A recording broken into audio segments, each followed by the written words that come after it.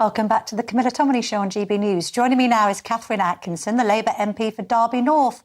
Lovely to see you this morning. Thank you so much for your time. So the message from the Chancellor about the budget on Wednesday seems to be as follows. Yes, brace yourself for tax rises, but don't worry, your already extortionate train fare is going to be frozen.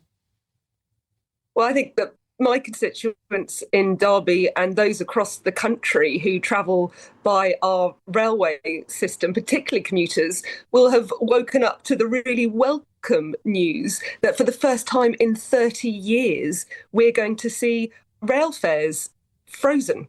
And that makes a massive difference for people and is a stark contrast to what we saw under the Conservatives, where in 14 years we saw increases of 60%. And I think it's good news for drivers too, because the more people that use our railway, that means less congestion on our roads. Well, maybe so, but I don't think people are going to be celebrating it if simultaneously they are fiscally dragged into a higher tax threshold, which means that they're having to sacrifice thousands of pounds of their salary. That's going to be a manifesto breach if she introduces it, isn't it? Because if you freeze the thresholds, it's a tax on working people.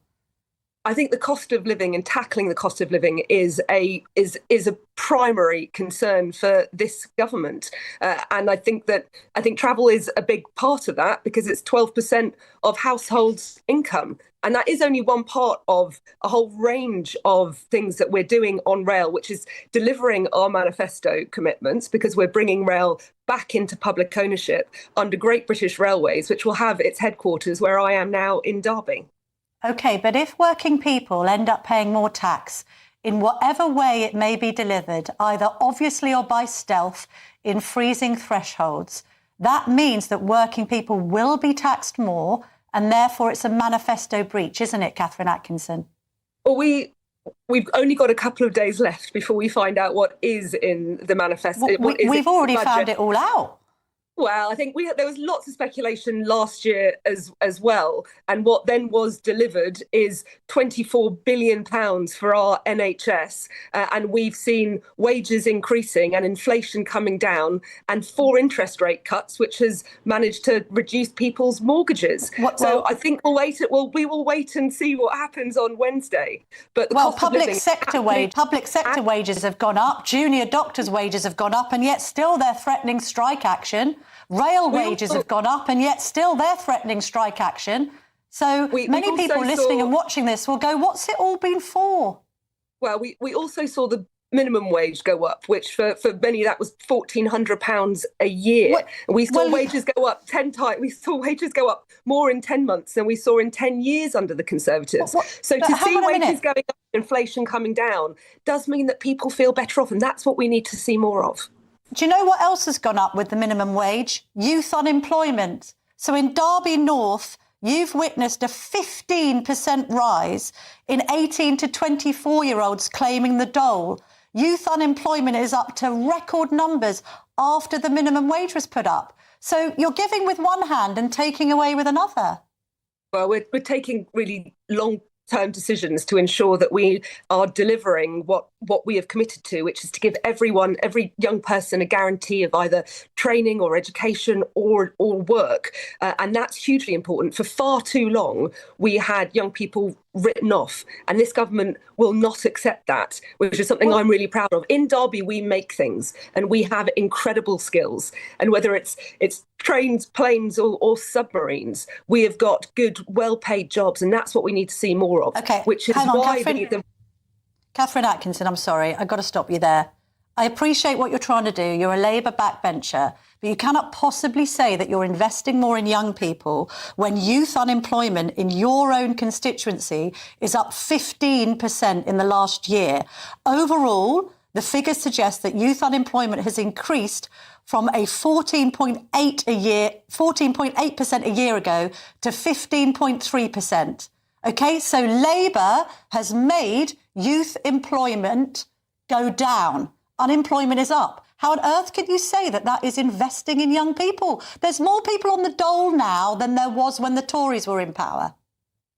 I absolutely want to see investment in young people. And I want them to have good jobs. I want them to have well-paid jobs that they can actually build lives and families around. They don't have any jobs at the moment. Well, sadly. what we have seen, and we've got more jobs coming, which I'm really pleased about. And in Derby, we've seen not only the £9 billion that Rolls-Royce, our biggest employer, has secured to deliver the nuclear reactors for our at-sea deterrent. We have also seen massive investment in small modular reactors.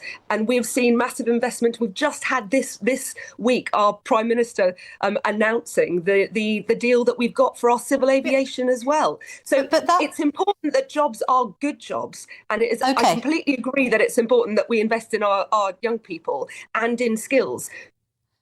But that 50... Oh, you're frozen. Let's hope that you come back. College for construction. And that we need more of.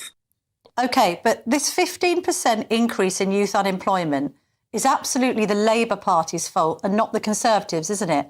Because it's happened in the last year. It's happened in the last year. I am impatient for change. I'm probably one of the least patient people you will ever find. And sometimes things can take time to turn around. Right. But we're seeing really tangible investment in our city. We're seeing really tangible investment in jobs going forward. And I do want to ensure that our younger people are benefiting from the new apprenticeships and the new skills and the investment that our city is seeing. All right. A YouGov poll has put the PM and the Chancellor on the lowest approval rating of anyone in that post in history. Rachel Reeves at -57. That's lower than Kwasi Kwarteng. We then have a More in Common poll, which asked the following question, Catherine Atkinson. How much confidence do you have in Rachel Reeves to handle the British economy? Do you know how many percent said, I have a great deal of confidence in Rachel Reeves? I don't. But what I do know is that 4%. I have a great deal of confidence in Rachel Reeves. Why? Because only 4% of the British public do. Because I want to see us building in the foundations that we have seen put in place.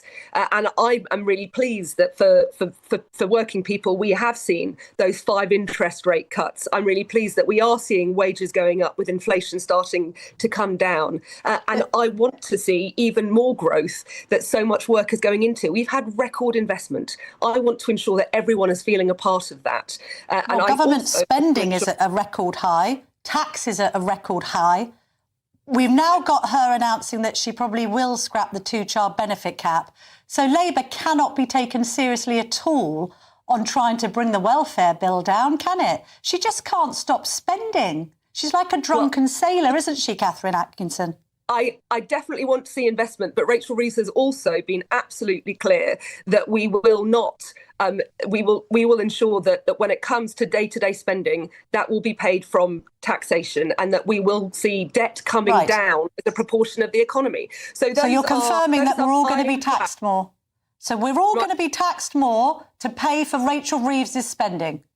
I think that what is absolutely essential is that we continue to have the stable, unified government that we have seen to be able to continue to deliver our manifesto promises, because I want to see people better off. And in my constituency, we've seen one of our areas, Chaddeston West, which was completely ignored by the Conservatives, getting £20 million over 10 years. And those decisions will be decided by local people. It is about making sure that money goes to where it's needed. And I absolutely want to see opportunities for all people in my city. And I think that is what this government is trying and succeeding in starting to deliver. All right, Catherine Atkinson, we're running out of time, sadly, but I think stable and united government perhaps isn't the right word to describe a government that's now being challenged by Andy Burnham, Wes Streeting and possibly Angela Rayner. Very final, quick thoughts. We're running out of time. I think that it's much more fun for people to speculate. But I haven't had a single Labour MP come to me and say they want to change leader, because we're focused on doing the job. And that is about delivering real change for working people. All right. Thank you very much indeed for your time this morning, Catherine Atkinson in Derby North there. Thank you.